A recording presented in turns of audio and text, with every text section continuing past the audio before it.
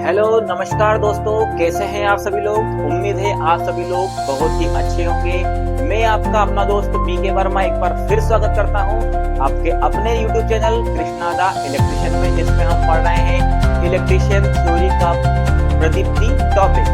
ठीक है, देखिए दोस्तों, जो मैंने इसके पार्ट 3 बनाए हुए हैं, तीनों पार्टों का लिंक मैंने डिस्क्रिप्शन में डाल दिया है। वहां पर जाकर के आप इन तीनों पार्टों को अच्छे से स्टेप बाय स्टेप देख लीजिए, इनको समझ लीजिए। और ये जो पार्ट अब मैं बनाने वाला हूँ, ये पार्ट 4 और लास्ट पार्ट है, जिसमें हम कुछ फ्लोरोसेंट लैंप के बारे में और पढ़ेंगे। ठीक है, कुछ बल्ब रह गए हमारे, उन बल्बों में CFL वगैरह रह गए हैं, उनके बारे में हम यहाँ पर पढ़ेंगे। तो चलिए चलते हैं इस वीडियो में हम आगे। तो देखिए दोस्तों, यहाँ पर कुछ लिखा हुआ है जो आपको स्पष्ट दिखाई दे रहा होगा, रैपिड स्टार्ट फ्लोरोसेंट लैंप।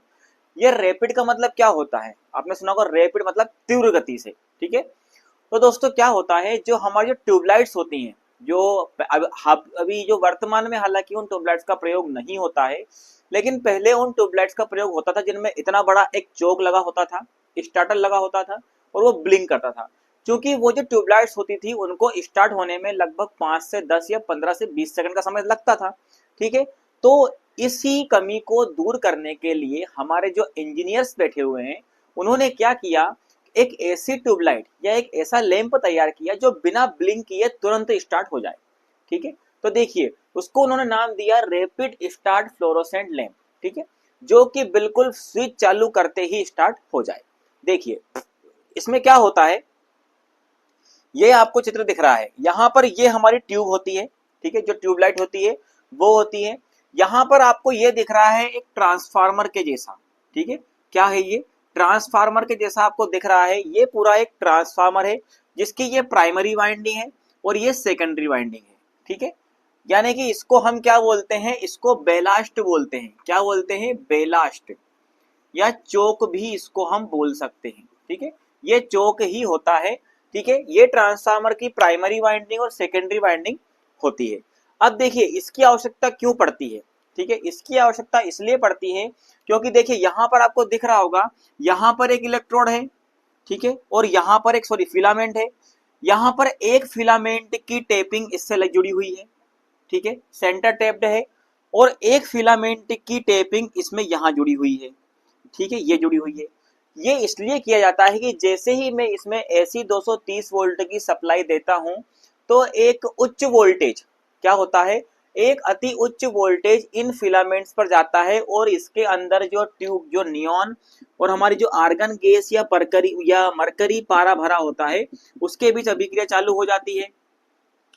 और इनको सेंटर टेप्ड इसलिए किया जाता है, यहाँ पर टेपिंग्स इसमें इसलिए निकाली जाती है ताकि ये जो स्थिर अवस्था होती है ना, जो ट्यूबलाइट जब पूरी तरह से रोशनी देने लगती है, तो क्या होता है, ये 100 वोल्ट पे ले आता है। ये ट्रांसफार्मर कहाँ ले आता है वोल्टेज को, एक 100 वोल्ट पे ले आता है। तो उस समय ये क्या करता है, ये प्रॉपरली इसको वोल्टेज देता रहता है, पावर देता रहता है इन दोनों इलेक्ट्रोड्स को, यानी परमानेंट इन फिलामेंट्स को ये गर्म रखता है। इसीलिए जैसे अगर मान के चलिए मैं लाइट जाती है, ट्यूबलाइट को बंद कर देता हूं, और जैसे ही मैं ऑन करता हूं तो तुरंत ये ट्यूबलाइट चालू हो जाती है, क्योंकि ये सेंटर टेप्ड ट्रांसफार्मर, जो इनमें जो मैंने ये टेपिंग निकाली हुई है, इसके द्वारा ये शीघ्र ही गर्म हो जाते हैं ये फिलामेंट्स। देखिए दोस्तों, ये तो हो गए ट्रांसफार्मर, इसमें प्राइमरी वाइंडिंग से एक टेपिंग निकाली जाती है और सेकेंडरी वाइंडिंग से एक टेपिंग इसमें निकाली जाती है। इसमें स्टार्टर की आवश्यकता नहीं होती है।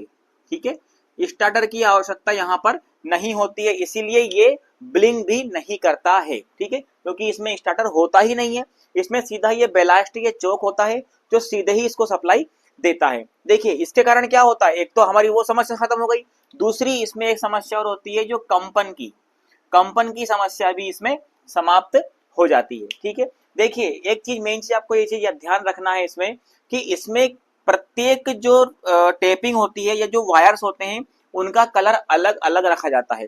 जैसे मान के चलिए ये प्राइमरी वाइंडिंग है ऊपर की, इस प्राइमरी वाइंडिंग को जब इससे जोड़ा जाता है, इस वाले इलेक्ट्रोड से, इस वाले फिलामेंट से, तो इन दोनों का कलर एक जैसा होगा, इन दोनों का कलर एक जैसा होगा। और इनका देखिए यहाँ पर, देखिए इन दोनों का कलर कैसा है, लाल। यहाँ से ये दोनों जो वायर जा रहे हैं, इनका कलर होता है लाल। ठीक है, यहाँ से दोनों जो वायर जा रहे हैं, इनका कलर होता है पीला। एक तो यहाँ पर टेपिंग हो गई और एक वायर हमारा इस चोक के माध्यम से बाहर आ गया। और यहाँ पर जो इस चोक के या इस ट्रांसफार्मर के बाद में जो वायर निकलते हैं, एक का कलर होता है काला, एक का होता है सफेद। हमेशा आपको ये चीज इसमें मोस्ट इंपोर्टेंट ये ध्यान रखना है कि इसमें फेस वायर जैसे ही हम यहाँ पर सप्लाई देते हैं तो जो फेस वायर होता है उसका रंग होता है काला। तो जो काले कलर का जो वायर होता है वो हमेशा फेस में ही जोड़ा जाता है, इसका विशेष आपको ध्यान रखना है। ठीक है, फेस सीक्वेंस के लिए इसमें फेस का कलर जो होता है वो काला रखा जाता है। इसको काला जो वायर होता है उसी को फेस से संयोजित किया जाता है। ठीक है, तो ये हो गया हमारा रैपिड स्टार्ट फ्लोरोसेंट लैंप, जिसकी कार्यप्रणाली ये क्या किस प्रकार का होता है। इसमें एक और हमारा फ्लोरोसेंट लैंप आता है जिसको हम बोलते हैं इंस्टेंट स्टार्ट। कौन सा बोलेंगे यहाँ पर रैपिड की जगह, उसको बोलेंगे हम इंस्टेंट स्टार्ट। ये मैं हटा देता हूँ। ठीक है, चलिए उसके बारे में थोड़ा सा हम देख लेते हैं।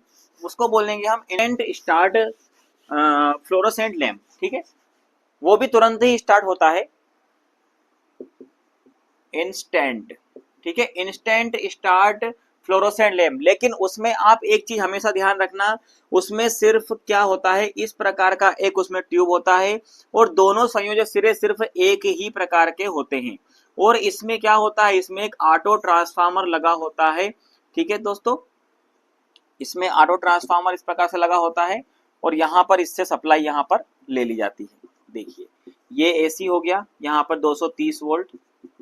ठीक है, ये होता है यहाँ पर इस ट्यूब में सिर्फ सिंगल एक ही संयोजक बिंदु होता है और ये ऑटो ट्रांसफार्मर यहाँ पर टेपिंग इसमें ली जाती है। इसमें भी स्टार्टर की आवश्यकता हमें यहाँ पर नहीं होती है। और ये भी क्या होता है, फिलामेंट को परमानेंट गर्म रखता है, जिससे तुरंत यहाँ पर हमें बिजली सप्लाई इसमें प्राप्त हो जाती है। इसमें चोक का भी इस्तेमाल नहीं होता, इसमें सिर्फ ऑटो ट्रांसफार्मर प्रयोग किया जाता है। ठीक है, और दूसरी चीज ये चीज आपको ध्यान रखना है, जो हमारे रैपिड और इंस्टेंट जो स्टार्ट फ्लोरोसेंट लैंप है, इनका उपयोग घरों में लाइटिंग के लिए किया जाता है। घरों में लाइटिंग के लिए या बाहर जहां पर हमें लाइटिंग की अधिक आवश्यकता होती है, वहां पर इन दोनों प्रकार के फ्लोरोसेंट लैंप का उपयोग वहां पर किया जाता है। ठीक है दोस्तों, तो ये तो हो गया हमारा रैपिड फ्लोरोसेंट लैंप और दूसरा हो गया इंस्टेंट स्टार्ट फ्लोरोसेंट लैंप। इसमें सिंगल ही संयोजक बिंदु होते हैं, डबल नहीं होते, ना ही इसमें स्टार्टर की हमें यहाँ पर आवश्यकता होती है। ठीक है, चलिए अब हम इसमें आगे और थोड़ा सा चर्चा कर लेते हैं। अब हम बात करते हैं नियॉन लैंप या नियॉन इंडिकेटर के बारे में। देखिए आपने आपके घरों में अधिकतर ये लैंप देखा ही होगा।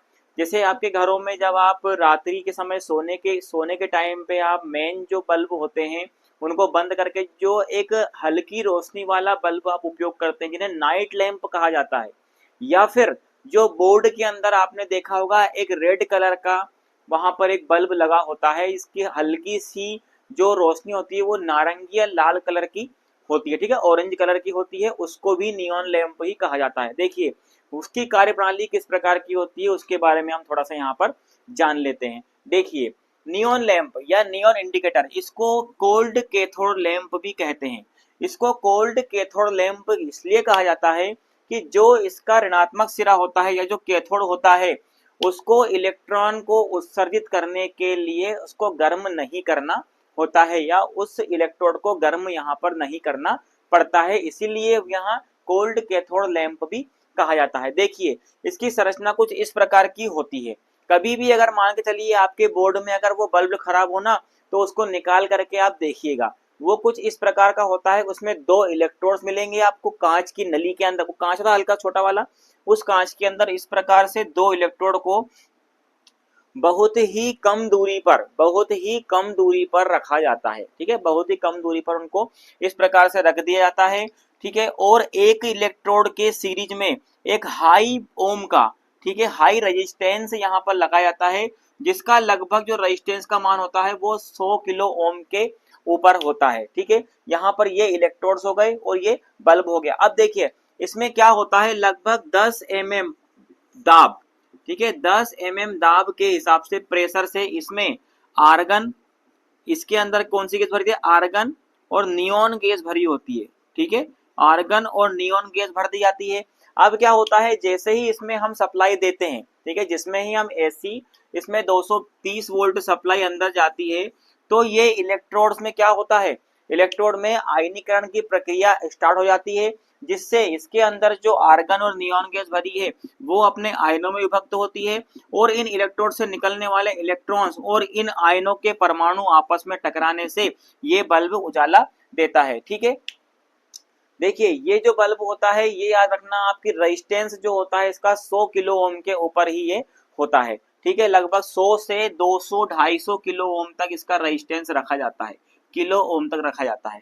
ठीक है, तो ये जो लैंप होते हैं हमारे घरों में या तो सजावट के लिए प्रयोग कर सकते हैं या नाइट लैंप के रूप में या इंडिकेटर, इसको इंडिकेटर इसलिए कहा जाता है कि ये हमारे जो स्विच बोर्ड्स होते हैं उनको उसमें इंडिकेट करते हैं कि हमारे घर में सप्लाई है कि नहीं है, उस बोर्ड के अंदर सप्लाई है अथवा नहीं है।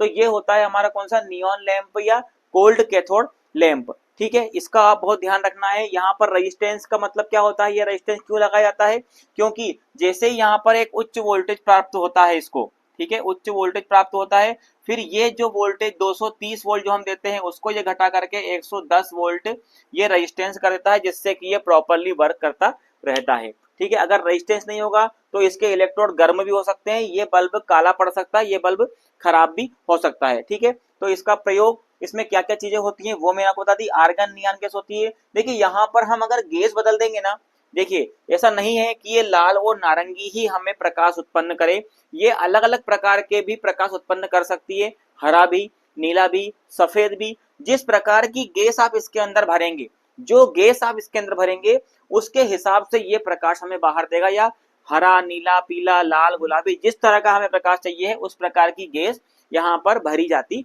है। मैं आपको आगे बताऊंगा कि किस प्रकार की गैस भरने पर किस प्रकार का कलर हमें ये बाहर प्रदीप्ति के रूप में या प्रकाश के रूप में हमें बाहर, या नियॉन लैंप, नियॉन इंडिकेटर या नियॉन लैंप हमें बाहर प्रदान करता है। ये जो लैंप होता है, देखिए ये तो एसी पर तो कार्य कर ही रहा है, लेकिन ये डीसी पर भी कार्य कर सकता है, बट कंडीशन, इसको अगर मैं किसी बैटरी से संयोजित कर दूं या डीसी सोर्स से संयोजित कर दूं तो भी ये लैंप कार्य करेगा, बट कंडीशन ये होना चाहिए कि उस डीसी की जो आपूर्ति वोल्टेज होती है वो 150 वोल्ट से कम नहीं होना चाहिए।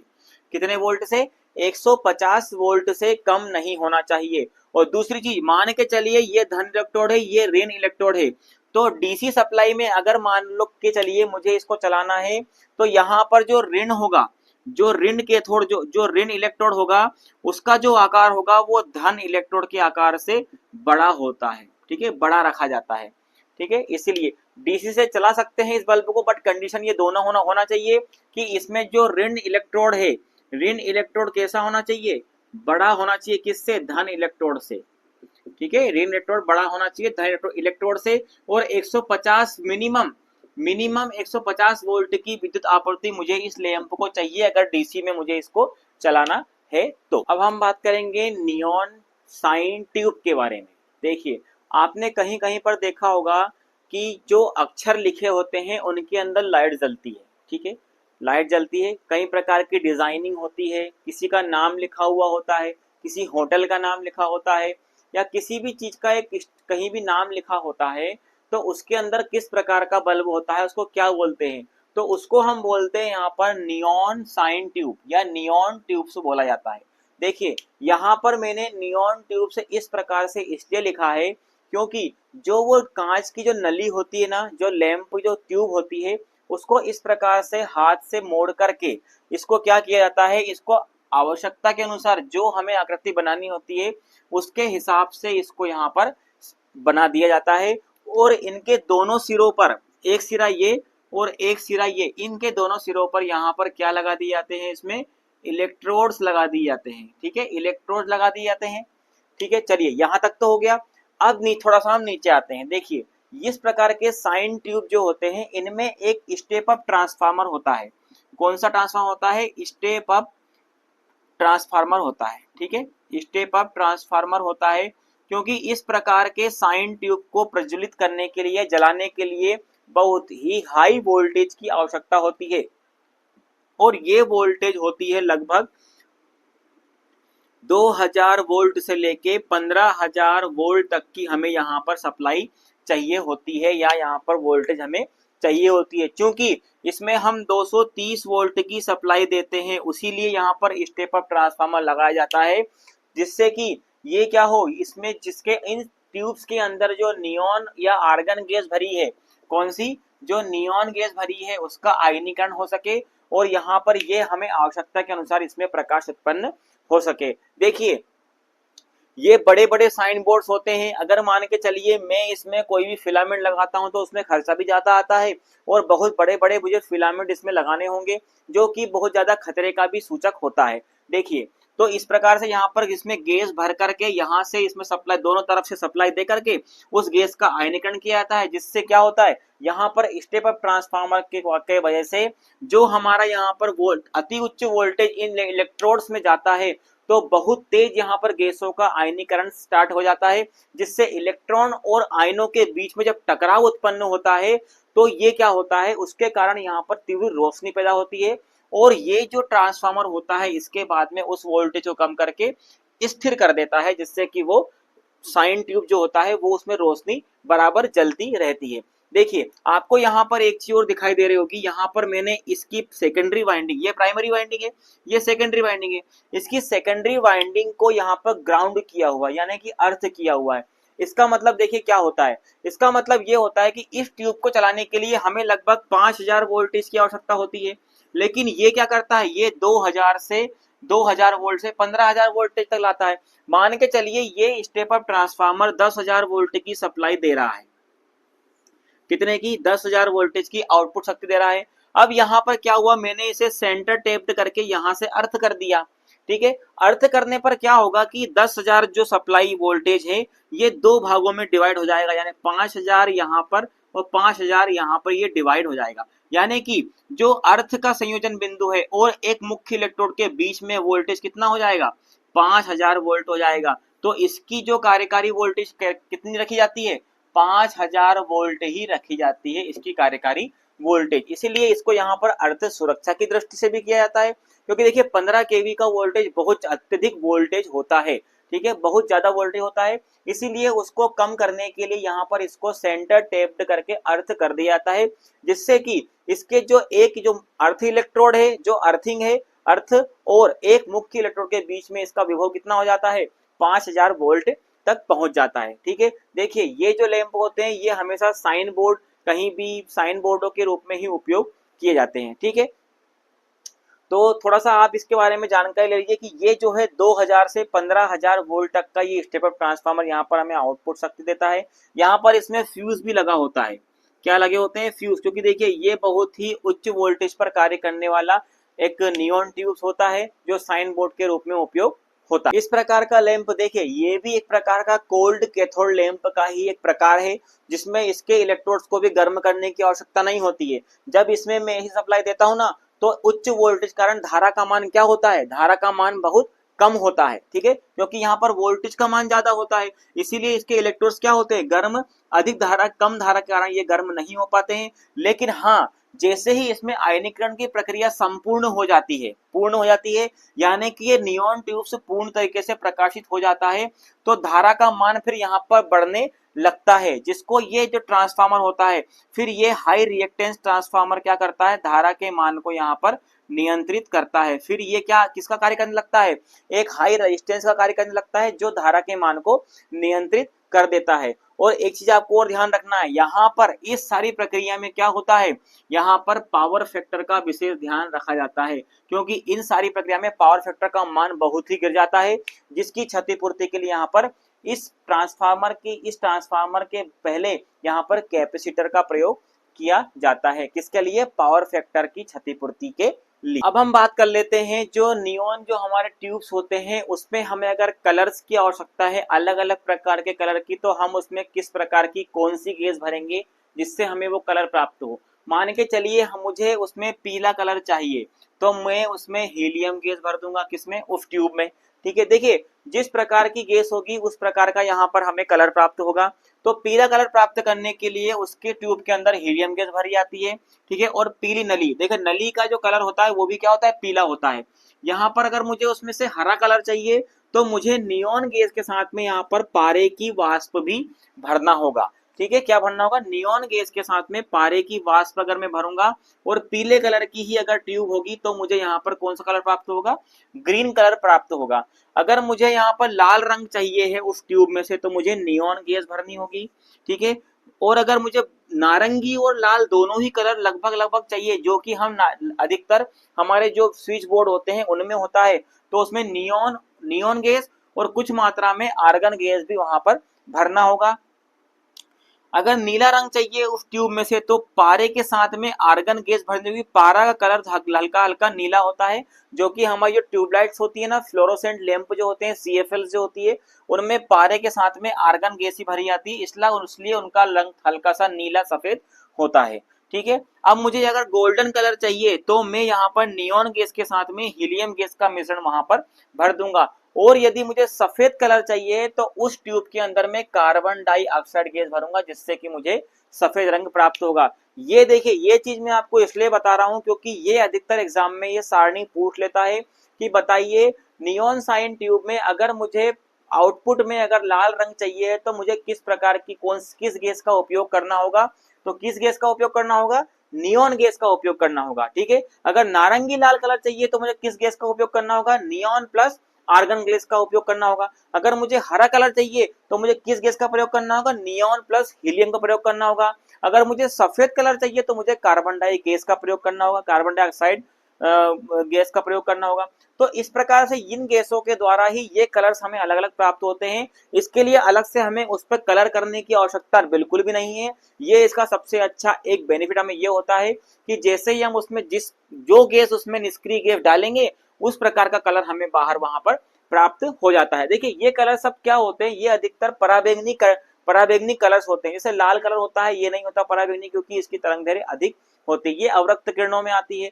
ठीक है, तो कुछ केसें ऐसी होती है जो पराबैंगनी किरणें होती हैं, इसीलिए उस ट्यूब के ऊपर अलग अलग प्रकार की कोटिंग कर दी जाती है, इससे कि वो कलर हमें वहां पर प्राप्त हो जाता है। अब बात कर लेते हैं हम कार्बन आर्क लैंप के बारे में। ये जो चित्र आपको दिख रहा है, डायग्राम जो दिख रहा है, ये है कार्बन आर्क लैंप। ठीक है, देखिए कार्बन आर्क लैंप जो होता है इसमें क्या चीज होती है, इसमें किस प्रकार के इलेक्ट्रोड होते हैं, ठीक है, क्या बैलास्ट क्या कार्य करता है, ठीक है, किस प्रकार की इसकी कार्यप्रणाली है, आइए समझते हैं। देखिए इस प्रकार के लैंप में क्या होता है, दो कार्बन, किस चीज के, कार्बन या ग्रेफाइट, ठीक है, कार्बन या ग्रेफाइट के दो इलेक्ट्रोड इस प्रकार से इसमें होते हैं, एक धन इलेक्ट्रोड एक ऋण इलेक्ट्रोड होता है। ठीक है, इसमें क्या होता है, इन दोनों के बीच में जो गैप रखा जाता है लगभग 1.5 से 6 mm का गैप रखा जाता है। जब इस पर हम सप्लाई देते हैं तो इनमें आर्क पैदा होता है, जिससे तीव्र प्रकाश उत्पन्न होता है। ठीक है, तो ये आर्क लैंप के सिद्धांत पर ही कार्य करता है। जो आर्क लैंप होता है, आर्क मतलब यहाँ पर जो गैप होता है ना, इससे बिजली चड़कती है, चढ़ की आवाज आती है ना, आपने देखा हो कभी कभी स्पार्किंग करते हैं हम, तो उन दोनों के बीच में क्या होता है, दो वायर्स के बीच में आर्क पैदा होता है, तो वही आर्क यहाँ पर पैदा होता है। तो देखिए इसमें क्या होता है, दो इलेक्ट्रोड, एक धन इलेक्ट्रोड होता है एक ऋण इलेक्ट्रोड होता है, कार्बन के या ग्रेफाइट के। इसमें जो धन इलेक्ट्रोड होता है, ये धन इलेक्ट्रोड का जो आकार होता है वो ऋण इलेक्ट्रोड के आकार से दुगना रखा जाता है। कैसा रखा जाता है, दुगना रखा जाता है यहाँ पर। ठीक है, और इन दोनों के बीच की दूरी 1.5 से 6 mm तक रखी जाती है। ठीक है, यहाँ पर जो धन इलेक्ट्रोड होता है उसकी सीरीज में एक बेलास्ट, इसको क्या बोलते हैं हम, बेलास्ट या चोक लगा हुआ होता है। क्योंकि जैसे ही, और इसमें देखिए ये जो लैंप होता है अधिकतर डीसी पर कार्य करने के लिए तैयार किया जाता है। ठीक है, इसमें एसी पर तैयार इसको इसलिए नहीं किया जाता क्योंकि एसी पर इसकी बहुत ही कम लाइटिंग होती है, इसलिए इसको हमेशा डीसी पर ही प्रयोग किया जाता है। अभी मैं जब आपको इसकी कार्यप्रणाली बताऊंगा और ये कहाँ पर उपयोग होता है तो आप स्वयं समझ जाएंगे कि डीसी कहाँ पर हमारी उपयोग होती है, जहां पर हमें एक जैसी डीसी या एक जैसी धारा की आवश्यकता होती है। तो यहाँ पर जैसे ही मान के चलिए, यहाँ पर जो इनपुट वोल्टेज होगी मेरी लगभग होगी 40 से 60 वोल्ट डीसी सप्लाई। कौन सप्लाई, डीसी सप्लाई। 55 से 80 भी हो सकती है, वो हमारी कार्यकारी इसकी वोल्टेज के ऊपर डिपेंड करता है कि ये किस प्रकार से डिजाइन या कहां पर इसका उपयोग हमें करना है। तो जैसे ही यहाँ पर क्या करूंगा, मैं यहाँ पर वोल्टेज दूंगा तो इसमें एक आर्क पैदा होगा। ठीक है, क्या पैदा होगा, इन दोनों इलेक्ट्रोडों के बीच में एक आर्क पैदा होगा, जिसके कारण एक तीव्र प्रकाश उत्पन्न होता है, ठीक है, जिसके कारण हमें वहां पर बाहर रोशनी प्राप्त होगी। ये बेलास्ट क्या करता है, जब इसका मान अत्यधिक हो जाता है यहाँ पर वोल्टेज का मान, तो यहाँ धारा का मान बढ़ता है, फिर ये एक रेजिस्टेंस हाई रिएक्टेंस ट्रांसफार्मर ही होता है जो उस वोल्टेज को कम करके एक स्थिर वोल्टेज को प्रदान करता है और धारा के मान को भी कंट्रोल करता है। अब यहाँ पर जो बड़ा वाला, ये जो बड़ा वाला जो मेरा एक इलेक्ट्रोड है, धन इलेक्ट्रोड, जो टोटल रोशनी होती है उसका 85% मुझे इससे प्राप्त होता है, इस इलेक्ट्रोड से, और 10% मुझे इस ऋण इलेक्ट्रोड से प्राप्त होता है। रोशनी की बता रहा हूँ, 85% रोशनी मुझे इस धन इलेक्ट्रोड से प्राप्त होती है और 10% रोशनी मुझे इस ऋण इलेक्ट्रोड से प्राप्त होती है, और जो शेष जो 5% रोशनी है वो मुझे इस रिफ्लेक्टर के माध्यम से प्राप्त होती है। यहाँ पर एक रिफ्लेक्टर लगाया हुआ होता है जिससे रिफ्लेक्ट होकर के भी रोशनी मुझे यहाँ पर प्राप्त होगी, ठीक है। और दूसरी चीज, यहाँ पर जो ये धन इलेक्ट्रोड होता है इसका जो तापमान होता है वो तापमान होता है 3500 डिग्री सेंटीग्रेड से 4000 डिग्री सेंटीग्रेड तक इसका कार्यकारी तापमान रखा जाता है, और जो ऋण इलेक्ट्रोड है इसका कार्यकारी तापमान 2000 डिग्री सेंटीग्रेड तक यहाँ पर इसमें रखा जाता है, ठीक है। तो ये होता है हमारा कौन सा, कार्बन आर्क लैंप, जिसमें यहाँ पर दो इलेक्ट्रोड होते हैं, धन और ऋण। एक चीज आपको इसमें ध्यान रखना है कि इस लैंप में धन इलेक्ट्रोड का आकार ऋण इलेक्ट्रोड से दुगना ही रखा जाता है।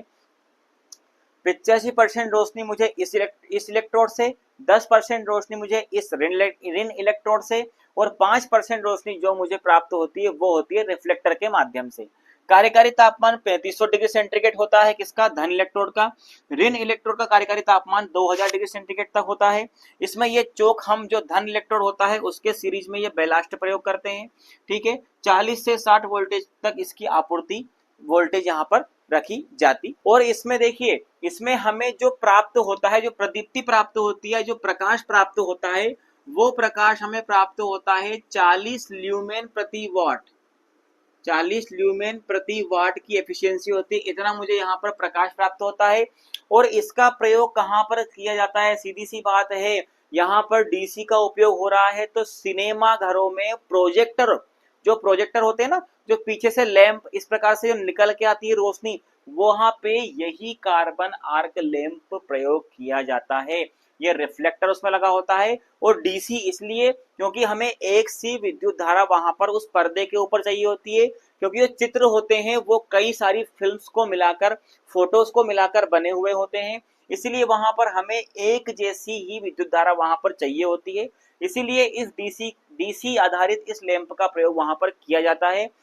ये जो प्रोजेक्टर होते हैं, वो जो सर्च लाइट होती है ना, वो इस प्रकार से घूमती रहती है, फोक्स मारती है एक जगह पर गोलाई में, उसमें भी इसी लैंप का प्रयोग किया जाता है। तो यहाँ मैं लिख देता हूं, पहला तो ये जो है सिनेमा, जो सिनेमा घर होते हैं हमारे, सिनेमा में प्रोजेक्टर में इसका उपयोग किया जाता है, ठीक है, प्रोजेक्टर में।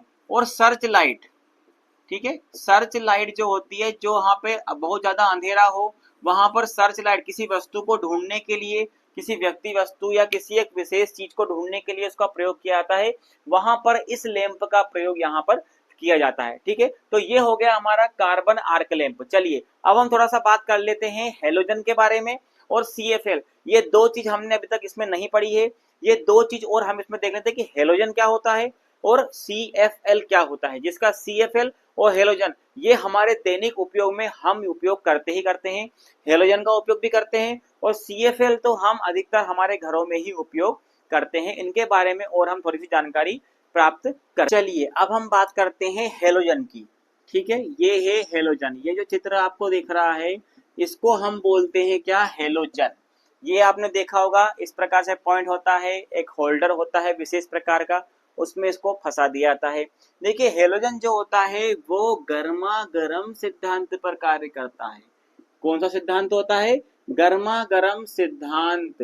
हेलोजन देखो, हेलो शब्द से तात्पर्य ये है कि जो आवर्त सारणी होती है उसमें हेलो ग्रुप जो होता है, हेलोजन जो ग्रुप होता है उसकी गैसों का प्रयोग भी किया जाता है। मान के लिए क्लोरीन, ठीक है, क्लोरीन या ब्रोमीन तत्व का प्रयोग भी इसमें यहाँ पर गैसों का प्रयोग कर लिया जाता है, इसलिए इसको हेलोजन कहते हैं। देखिए इसकी कार्यप्रणाली किस प्रकार की होती है? इसमें यहाँ बाहर जो नली होती है ये होती है क्वार्ट्ज प्रकार की नली, क्वार्ट्ज की कांच की नली होती है। इसके अंदर भी एक ट्यूब होता है जिसके अंदर क्या होता है? टंगस्टन का फिलामेंट होता है।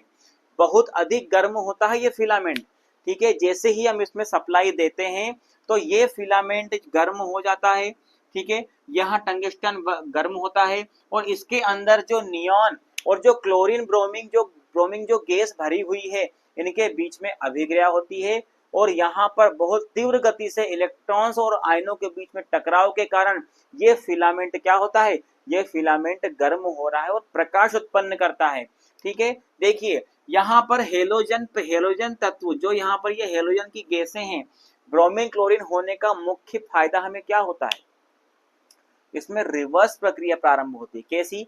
जैसे क्या होता है जब ये जो फिलामेंट बहुत अधिक गर्म हो जाता है ना इस हेलोजन का, लगभग इसका तापमान 2500 डिग्री सेंटीग्रेड से 3000 डिग्री सेंटीग्रेड तो कार्यकारी तापमान होता है, लेकिन इससे अधिक जब तापमान पहुंचता है तो ये टंगस्टन जो होता है ये अपने आप में टंगस्टन वाष्पीकृत होने लगता है, यानी कि टूटने लगता है। लेकिन यहाँ पर क्लोरीन ब्रोमीन की उपस्थिति के कारण ये जो वाष्पीकृत हुआ जो टंगस्टन है ये पुनः इसी फिलामेंट पर जमा हो जाता है और वापस से क्या होता है? ये हेलोजन के जो पदार्थ हैं उसको मुक्त कर देता है और टंगस्टन फिर से यहाँ पर रोशनी हमें प्राप्त होने देता है या प्राप्त करता है या रोशनी उत्सर्जित करने लगता है। हेलोजन का सबसे अधिक प्रकाश प्राप्त होता है। इसमें हमें लगभग ये मान के चलिए ये जो वाटेज होती है लगभग 300 400 या 1000 वाट तक की वाटेज में ये हेलोजन बनाए जाते हैं। इनका उपयोग जहां पर बहुत अधिक प्रकाश की आवश्यकता होती है वहां पर हेलोजन का प्रयोग किया जाता है। लगभग ये हमें 40 से 60 ल्यूमेन प्रति वाट की रोशनी प्राप्त करता है। ल्यूमेन प्रति वाट का इसकी एफिशिएंसी इतनी होती है, इतना प्रकाश हमें ये उत्सर्जित कर देता है। तो देखिए सबसे अच्छा फायदा तो इसका ये है कि ये फिलामेंट क्या होता है?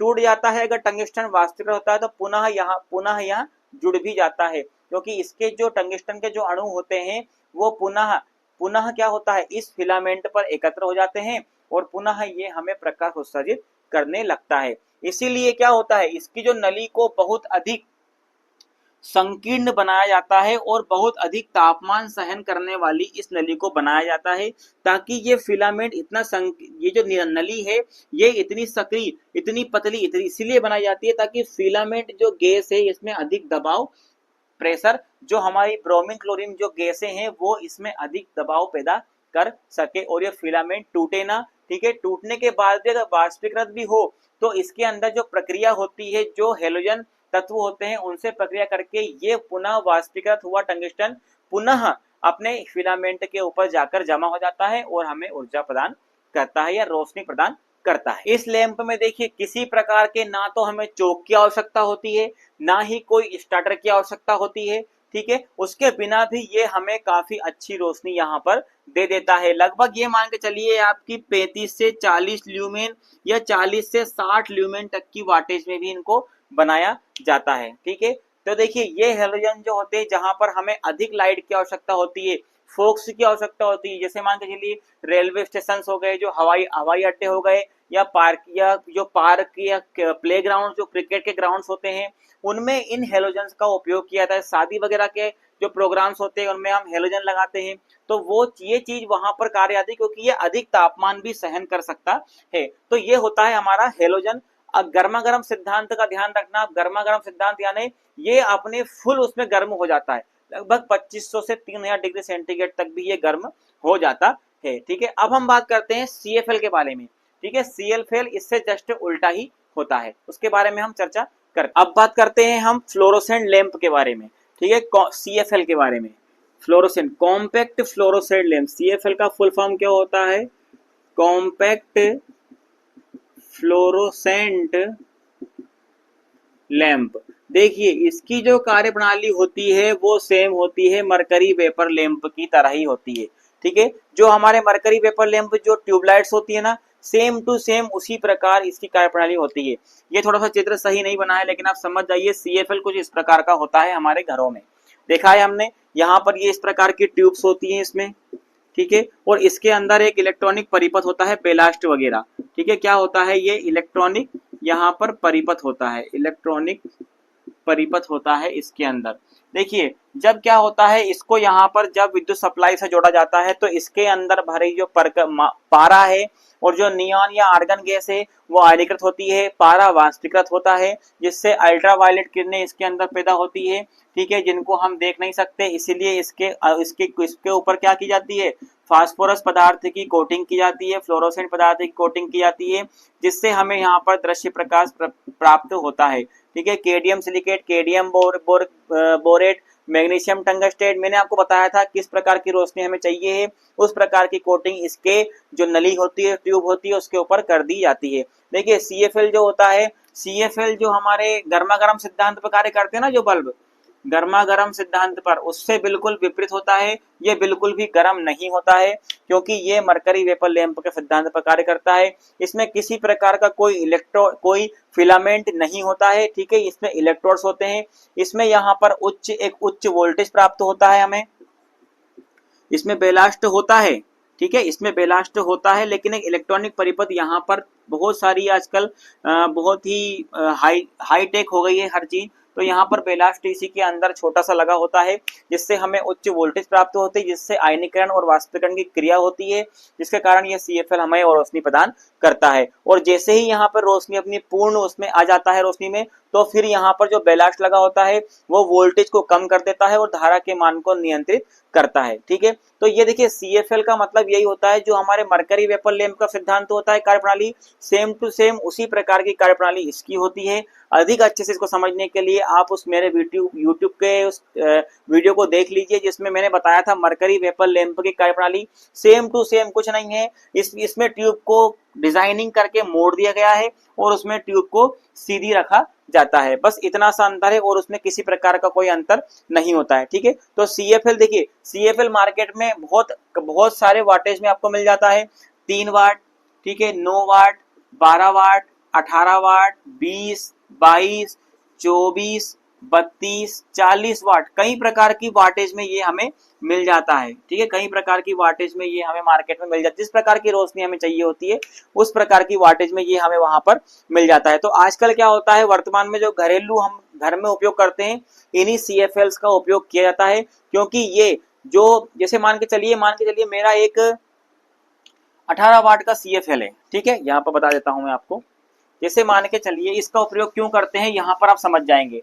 एक मैं बल्ब लेके आया मार्केट से 18 वाट का, एक बल्ब लेके आया 100 वाट का, तो आप ये मान के चलिएगा कि जितना फ्लक्स लूमेन प्रति वाट एफिशिएंसी 100 वाट के बल्ब की होगी, ये 230 वोल्ट सप्लाई वाला है बता रहा हूं मैं, ठीक है। जितनी रोशनी इसकी होगी उतनी ही इस 18 वाट वाले CFL की रोशनी मुझे यहाँ पर प्राप्त होगी। अगर 500 ल्यूमेन प्रति वाट मुझे यहाँ पर प्राप्त हो रहा है, तो इसका भी 500 वाट प्रति ल्यूमेन मुझे यहाँ पर प्राप्त होगा। बट अंतर कितना होगा, यहाँ पर ये 100 वाट का है और ये मात्र 18 वाट की LED या CFL है। तो मुझे बचत किस में हो रही है, मुझे बचत इस CFL में हो रही है, ना कि इसमें, क्योंकि ये 100 वाट की बिजली पर्याप्त मात्रा में खर्च कर रहा होता है। इसीलिए आजकल फ्लोरोसेंट जो CFL होते हैं उनका प्रचलन काफी ज्यादा हो गया। चलिए यहाँ तो बात हो गई हमारे हेलोजन्स और CFL की। अब हम एक महत्वपूर्ण विषय के बारे में बात कर लेते हैं, जो हम रोजमर्रा की जिंदगी में हम उपयोग करते हैं, जिसको हम कहते हैं LED। क्या कहते हैं इसको, LED। देखिए LED जो फ्लड लाइट्स होती हैं, LED फ्लड लाइट इसलिए बोलते हैं क्योंकि ये क्या होता है, बहुत अधिक मात्रा में बिल्कुल एकदम चालू करने पर एकदम बाढ़ जैसी स्थिति पैदा हो जाती है, यानी कि बहुत ज्यादा रोशनी ये पैदा करता है, ठीक है। LED फ्लड लाइटें क्या होती हैं, मुख्य रूप से ये किस चीज पर कार्य करती है, ये DC पर कार्य करती है। किस पर कार्य करती है, DC करंट पर कार्य करती है। क्योंकि देखिए जो LED होती है उसके अंदर आपने देखा होगा इस प्रकार के छोटे छोटे बल्ब्स होते हैं, ठीक है, जो एक दूसरे से संयोजित इस प्रकार से होते हैं, ठीक है। इसको क्या है 230 वोल्ट, लगभग 230 या 250 वोल्ट AC सप्लाई पर डिजाइन किया जाता है। लेकिन इसके अंदर क्या होता है, इसके अंदर डायोड लगे होते हैं। क्या लगे होते हैं, डायोड, क्योंकि LED का फुल फॉर्म क्या होता है, लाइट इमिटिंग डायोड, ठीक है, इनके बारे में भी हम एक पूरा चैप्टर है डायोड ट्रांजिस्टर रेक्टिफायर के बारे में, वहां पे भी हम इसके बारे में पढ़ेंगे। तो आप जान लीजिए एलईडी का मतलब होता है लाइट इमिटिंग डायोड। तो इसके अंदर डायोड लगा होता है जो एसी सप्लाई को डीसी में यहाँ पर चेंज करके क्या करता है, इसको जो आपूर्ति वोल्टेज जितनी भी चाहिए होती है 30 वोल्ट 40 वोल्ट जो भी चाहिए होती है उसको ये परिवर्तित करके इन एलईडी लाइट्स को देता है, जिससे एलईडी लाइट जो होती है ये जलने लगती है। देखिए एलईडी लाइट का उपयोग आजकल सबसे अधिक किया जाता है। सीएफएल भी लगभग धीरे धीरे खत्म होते जा रहे हैं, क्योंकि उनका उपयोग भी बहुत कम होता जाता है, क्योंकि एलईडी लाइट क्या होती है, सस्ती पड़ती है और इसमें ज्यादा इलेक्ट्रॉनिक परिपथ की हमें आवश्यकता भी नहीं होती है। क्योंकि सीएफएल में देखिए सीएफएल ट्यूबलाइट में चोक कंडेंसर वगैरह सब कुछ आवश्यकता होती है, कई प्रकार के इलेक्ट्रॉनिक परिपथ की आवश्यकता होती है, लेकिन एलईडी को सीधे ही हम एसी से डीसी में परिवर्तित करके इसको हम चला सकते हैं। आजकल आप देखिए घरों में एलईडी का प्रयोग होता है, ठीक है। हम जो हमारे जो कार वगैरह की जो लाइट्स होती है, बाइक की लाइट्स होती है, उनमें भी कार बाइक की लाइट में भी आजकल एलईडी का प्रयोग होने लगा है, ठीक है। हेलोजन का प्रयोग भी बहुत कम हो गया है, ठीक है। तो देखिए यहाँ पर जो ये एलईडी होती है इसका जो प्रकाश होता है ये बहुत ही तीव्र प्रकाश प्राप्त किया जा सकता है, ये कई प्रकार की वाटेज में हमें मिलती है और इसके कार्यकारी घंटे लगभग 50,000 घंटे, सबसे अच्छी बात तो इसकी यही है, लगभग कार्यकारी घंटे इसके होते हैं 50,000 घंटे तक ये कार्य कर सकता है, ठीक है। तो ये होता है एलईडी फ्लड लाइट, जिसका उपयोग हम करते हैं यहाँ पर बड़े बड़े संस्थानों में या फिर रात्रि के समय में भी काफी अच्छी रोशनी हमें ये देता है। तो ये होती है क्या, एलईडी फ्लड लाइट। तो दोस्तों ये था हमारा प्रदीप्ति का चैप्टर, यहाँ पर पूरा होता है। इसके 1, 2 और तीनों पार्ट्स मैंने अपने YouTube channel Krishna the electrician में अपलोड किए हुए हैं, उनकी लिंक भी डिस्क्रिप्शन में मैंने दे दी है, जिसमें आप जाकर के वो तीनों पार्ट्स आप देख सकते हैं, उनका अच्छे से अध्ययन करिए। अब जो नेक्स्ट पार्ट में बनाने वाला हूं वो इस प्रदीप्ति चैप्टर के ऊपर वस्तुनिष्ठ प्रश्नोत्तरी का बनाने वाला हूं, जिसमें जो मुख्य जो क्वेश्चन जो एग्जाम में पूछे जाते हैं उनका पूरा संग्रह मैं उसमें डाल दूंगा, जिससे आपको बिल्कुल भी किताब उठाने की आवश्यकता भी नहीं पड़ेगी। जो क्वेश्चन बुक में आपको नहीं मिलेंगे उन क्वेश्चन को भी मैं वहां पर अपलोड करूंगा, उसमें ऐड करूंगा। तो जुड़े रहिए आप मेरे चैनल के साथ में और सब्सक्राइब जरूर कर लीजिएगा चैनल को और देखते रहिए, पूरे वीडियोस को देखिएगा अच्छे से, तभी जाकर के आपको समझ में आएगा कि आखिर में प्रदीप्ति और जो जितने भी चैप्टर मैंने अपलोड किए हैं उनमें क्या बेसिक चीजें हमें पढ़ना चाहिए और क्या चीजों को छोड़ देना चाहिए जो एग्जाम में नहीं पूछी जाती है। सब कुछ पढ़ना जरूरी नहीं है, मुख्य जो हमारी चीजें हैं उनके बारे में हम पढ़ लेते हैं। तब तक के लिए दोस्तों मैं आपसे विदा चाहता हूँ, फिर मिलते हैं एक नए वीडियो में नए जोश के साथ। तब तक पढ़ते रहिए, हंसते रहिए, मुस्कुराते रहिए। जय हिंद, जय भारत।